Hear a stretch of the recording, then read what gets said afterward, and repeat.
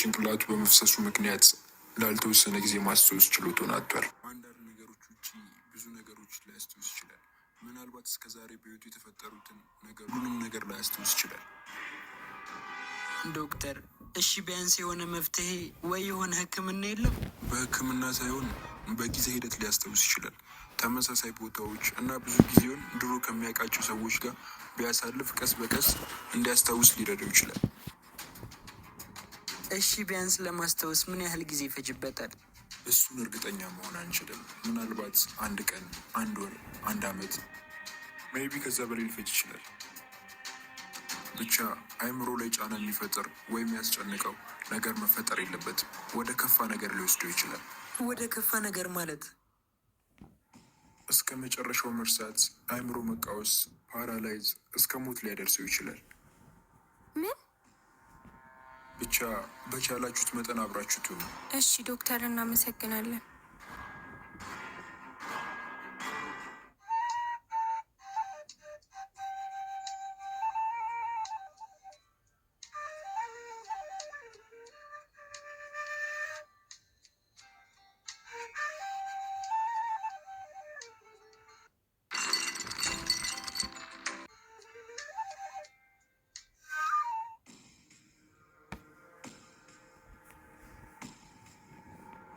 ድፍን ሳምንት ሆኖ እኮ ይዛና ኑሐሚን ያልደወለች የአዳምን ላይ እንደደረሰ አናውቅ። አይምሮ ሊፈነዳ ነው።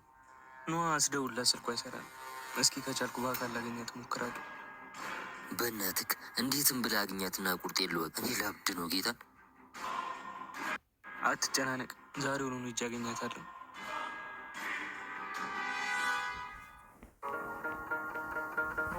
እና በልተን ሳንከፍል ሮጥን እልሃለሁ።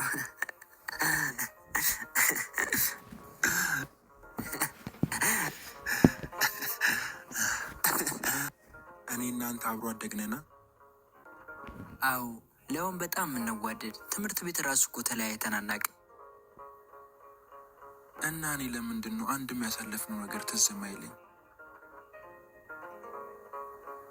በአንድ አደጋ የማስታወስ ችሎታ እንዳጣህ ነግሬህ የለ? ለዛ እኮ ነው ትዝ የማይልህ ብለኸኝ ነበር ለካ። ቆይ ግን ምን አይነት አደጋ ነው የደረሰብኝ?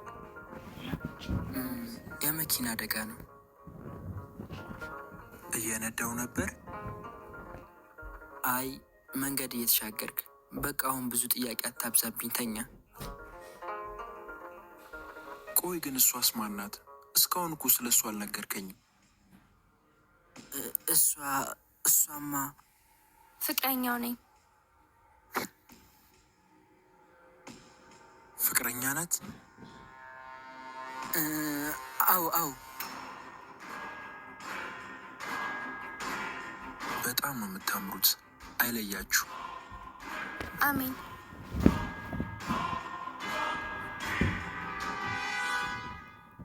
አቤን፣ የአንተስ አሜን አትልም እንዴ? አሜን።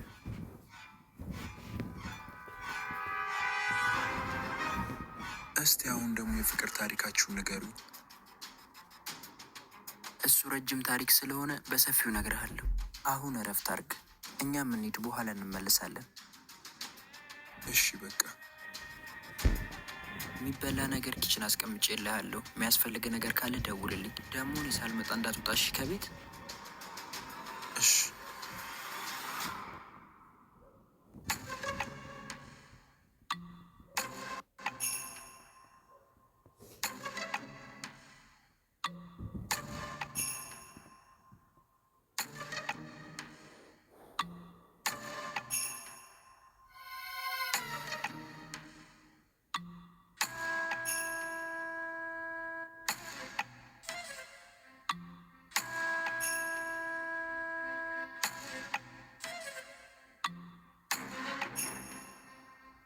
ኑሐ፣ ኢዛና፣ እዚህ ምን ትሰራለክ? ለምንድን ነው የኔንም የናቲንም ስልክ ማታነሹ? አላየሁትም ነበር። ኑሐ፣ አይተሽዋል፣ አትዋሽ። ምን ሆነሽ ነው? በቃ ከዚህ በኋላ ይህን ስራ መስራት አልፈልግም ኢዛና። እኮ ለምን? መጀመሪያም አንተን አምኜ ነበር የገባሁበት። ጭራሽ ነፍሰ ገዳይ ሁኚ ይበለኝ። ኖሃ እሱ እኮ ሲጨንቀው እንጂ እንደዛ ለማለት ፈልጎ አይደለም። ተው ኢዛና አታብራራ። ምን አይነት ጨካኝ ቢሆን ነው እንደ ቀላል ነገር ነፍስ አጥፊ የሚለኝ?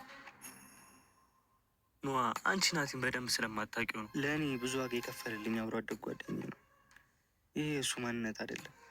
ናቲ ጭራሽ እንደዚህ አይነት ሰው አልነበረ። ፍቅረኛውን በሞካጣ በኋላ ነው እንደዚህ ሆነው።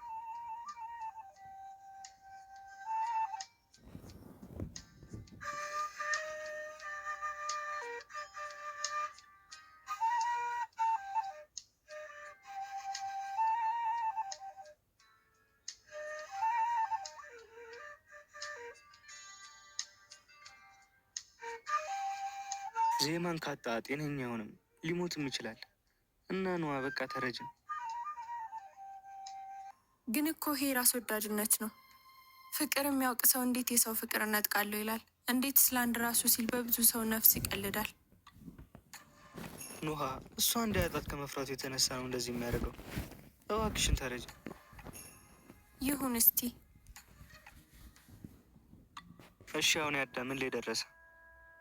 አሁን እንኳን ምንም የሚያሰጋችሁ ጉዳይ የለም። ማለት ሞተ እንዴ? መሞትስ አልሞተም፣ ግን ምን? ደም ወደ ጭንቅላቱ ስለፈሰሰ የማስታወስ ችሎታውን አጥቷል። ምን? እና ይሄ ነው ያለው ነገር። በጣም የሚገርም ዜና ነው የነገርሽ። በቃ በኋላ እንገናኛለን። መሄድበት ቦታ ስላለ ቸኩላለሁ። እሺ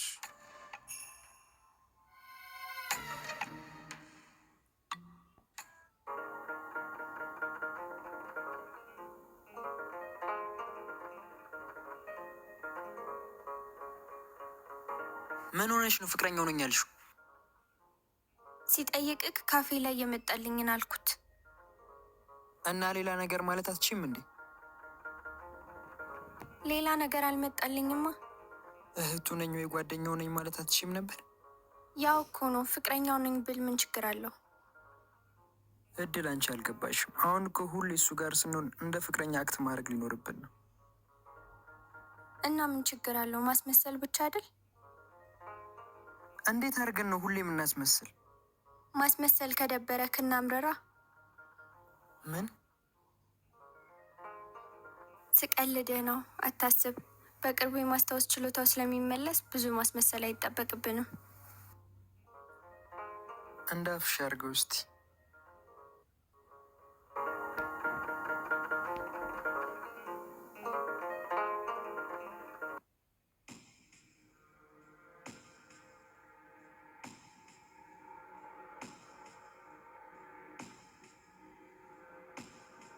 አገኛት?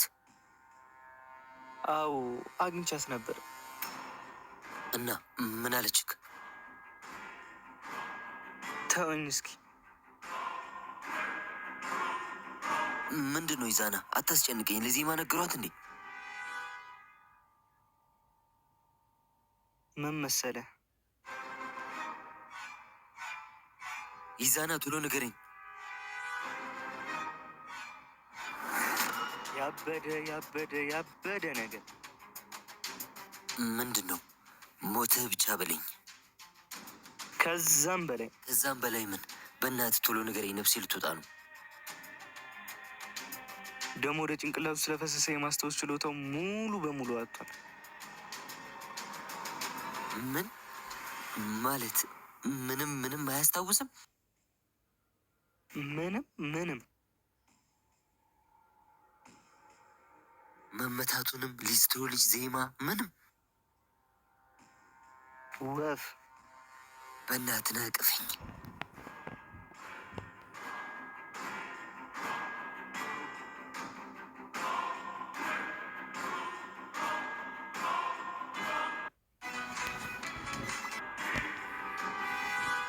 ደስታዬን መቋቋም አልቻልኩም። ግን አንድ አሳሳቢ ነገር አለ። ምንድን ነው እሱ ደግሞ? በማንኛውም ጊዜ የማስታወስ ችሎታው ሊመለስ ይችላል። እረ ይዛና፣ ቢያንስ ትንሽ ደቂቃ ደስታዬን ባጣጥም ምን አለበት? ተደስቼ ሳልጨርስ ታስጨንቀኛለህ። የማስታወስ ችሎታው ሳይመለስ የሆነ ነገር መፍጠር አለብን።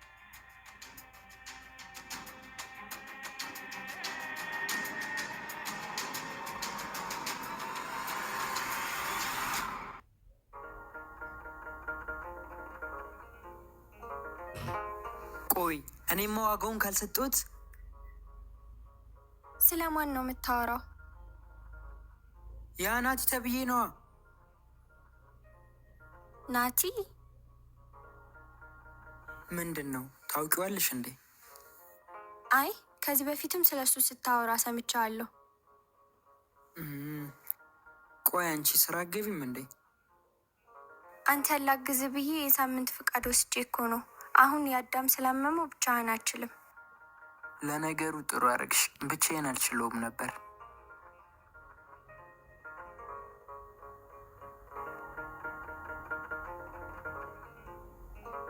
አቤኒ? ወዬ ነዋ። ደህና ነህ? አለው። ነይ ቁጭ በይ። አይ ቁጭ አልልም። በዚህ ሳልፍ ስለ ጓደኛ ልጠይቅክ ብዬ ነው። አሁን እንዴት ነው? ተሻለው? አዎ አሁን ምንም አይልም ይመስገን። ማስታወስ ላይስ አዲስ ነገር አለ? እስካሁን እንኳን ምንም የለም። በቃ ጨርሶ ይማረው። ትንሽ ስለምቸኩል ሌላ ጊዜ እመጣለሁ። አሜን። እሺ በቃ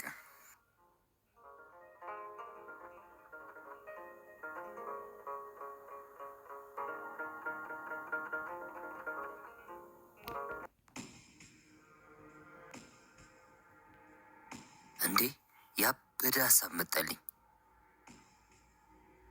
ምንድን ነው እሱ?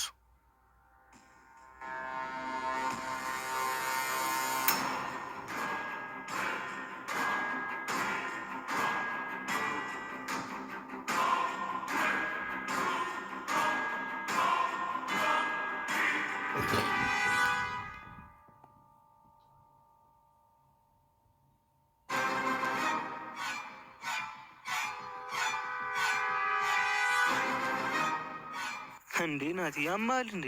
ይህማ በጣም ሪስክ አለው። ግድ የለም ከዚህ የተሻለ መንገድ ፍጹም አይኖርም። ሪስኩን እንውሰድ። ቆይ እኛን ሲያየን ቢያስታውስስ? ዶክተሩ ለነንዋህ የነገራቸውን ራስ ነግረኝ ረሳው እንዴ? ምኑን? ከተጨነቀ አይምሮ ላይ ጫና ከተፈጠረ ከማበድ እስከ መሞት ያደርሳችኋል አላችሁ አላልከኝም? ቢሆንም ይህ በጣም ከባድ ስራ ነው። በእናትህ ዝም ብለሽ በለኝ።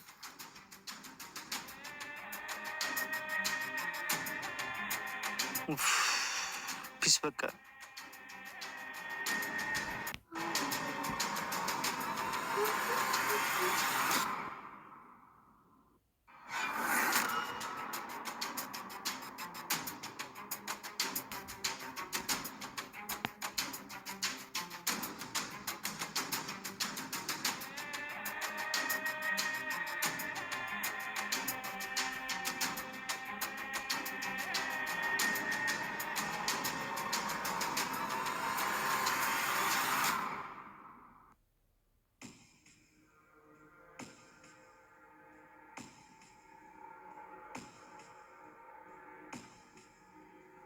አይወጣም እንዴ? ቢወጣ ራሱን ብቻውን የሚወጣ አይመስለኝም። እድላችንን እንሞክር እስቲ።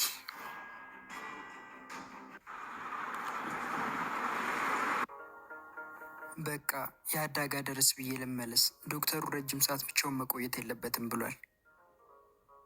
አብረን እንሂዳ። አይ ደግሞ የፍቅር ታሪካችሁን ብሎ እንዳያስጨንቀኝ ብቻዬን ልሂድ። እሺ በቃ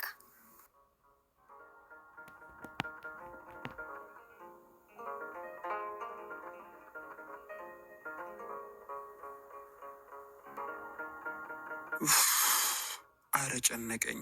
ወጣ ብዬ ልመለስ መሰለኝ። ለአቤን ላሳውቀውና ልውጣ።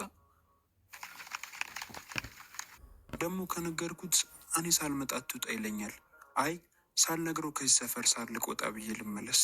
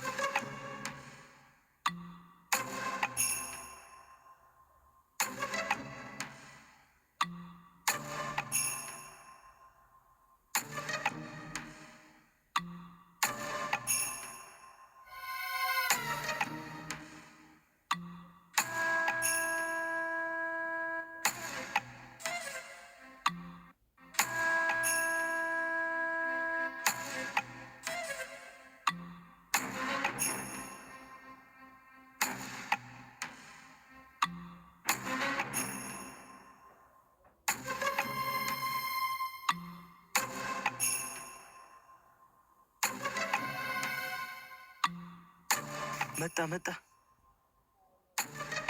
ብቻውን ነው?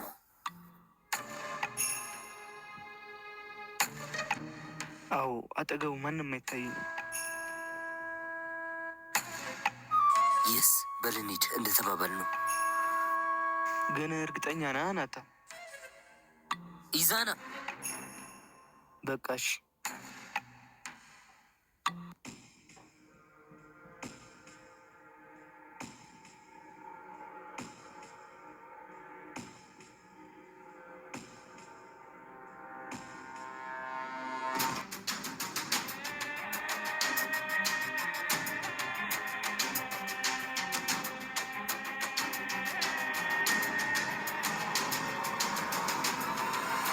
አቤት